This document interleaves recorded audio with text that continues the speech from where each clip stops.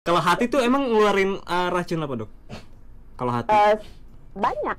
Prinsipnya semua racun yang sebenarnya nggak cuma racun ya, sisa metabolisme, zat kimia, apapun yang tidak balance di dalam tubuh kita berusaha dibalance, diseimbangkan melalui berbagai organ ini gitu.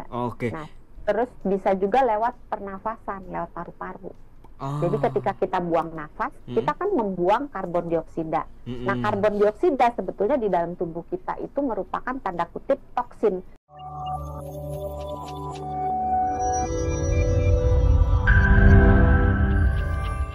Sebenarnya apa sih yang dimaksud dulu sama detox, Dok, secara medis?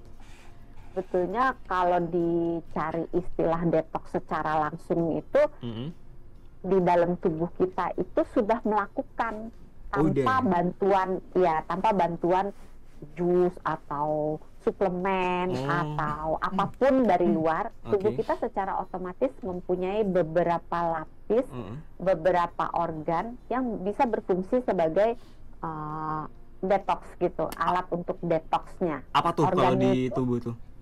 Organnya, coba tebak. Organnya adalah lambung.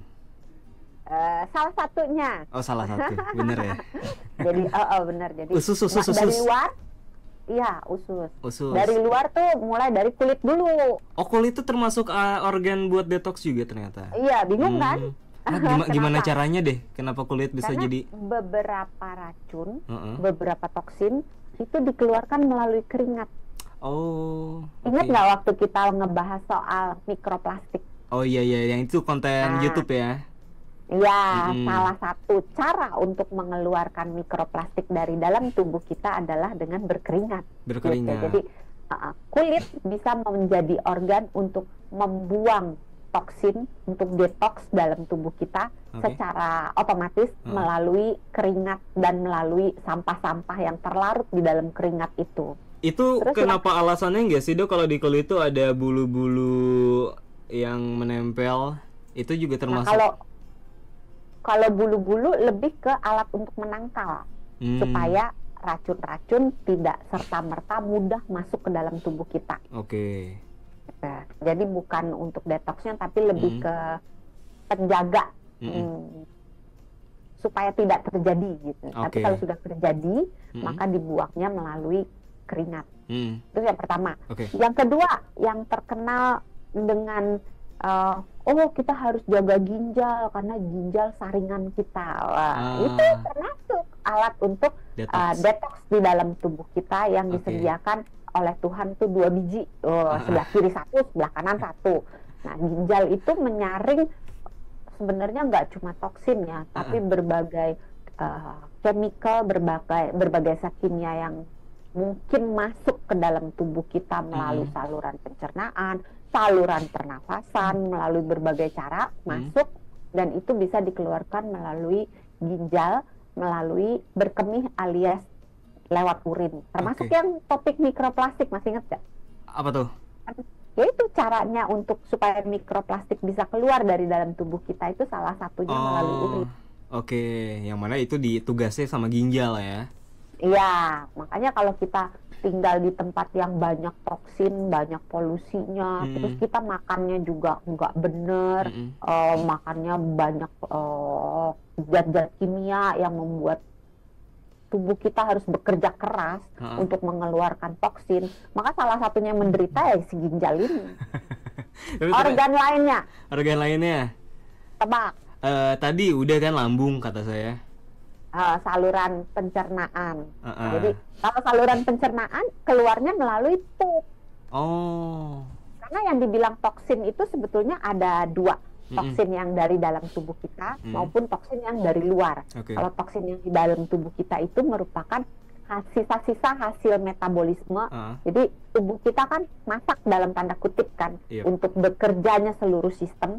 Nah, dari sisa masaknya itu ada sampah-sampahnya. Nah, sampah-sampahnya bisa dikeluarkan melalui berbagai cara. Salah satunya melalui buang air besar. Termasuk mikroplastik juga tuh. Bisa keluar melalui buang air besar juga, walaupun tidak signifikan ya, tapi merupakan salah satu jalur untuk mengeluarkan sisa-sisa toksin-toksin, semua benda-benda yang bisa membahayakan tubuh kita, berbagai zat kimia keluar melalui situ. Termasuk juga lewat hati. Lewat hati itu racun-racun apa tuh? Racun cinta. Racun ketebak tuh, mancing. Saya mancing sengaja. Iya, yang kena racun baru minggu lalu kena racun gitu kan. Hari ini detox ya, makanya temanya detox ya. Bener. Kalau hati tuh emang ngeluarin racun apa, Dok? Kalau hati? Banyak. Prinsipnya semua racun yang sebenarnya nggak cuma racun ya, sisa metabolisme, zat kimia, apapun yang tidak balance di dalam tubuh kita berusaha dibalance, diseimbangkan melalui berbagai organ ini gitu. Nah, terus bisa juga lewat pernafasan, lewat paru-paru. Jadi ketika kita buang nafas, kita kan membuang karbon dioksida. Nah, karbon dioksida sebetulnya di dalam tubuh kita itu merupakan tanda kutip toksin, karena nggak berguna kan. Iya, makanya kita bisa keracunan karbon dioksida kalau kita terlalu banyak. Apalagi karbon monoksida lebih parah lagi gitu. Jadi kita sendiri punya berbagai mekanisme untuk melindungi tubuh kita dengan cara itu tadi. Nah, kulit, paru-paru, saluran pencernaan, ginjal, dan hati. Banyak ternyata organ ya. Nah, ini saya mau mengeluarkan pertanyaan yang pasti Doksan bilang, pertanyaannya bagus Mas Sony. Ini jadi kan organ. Pede banget. Pede dulu aja. Tahu ya, sama Naufi ya. Mana Naufi tuh. Kita kan udah punya organ sendiri nih untuk melakukan yang namanya detox. Lantas kenapa orang-orang di luar sana masih mencari cara lain untuk detox, termasuk minum jus hijau ini, Dok? Apakah kurang nih si organ-organ ini untuk melakukan detox?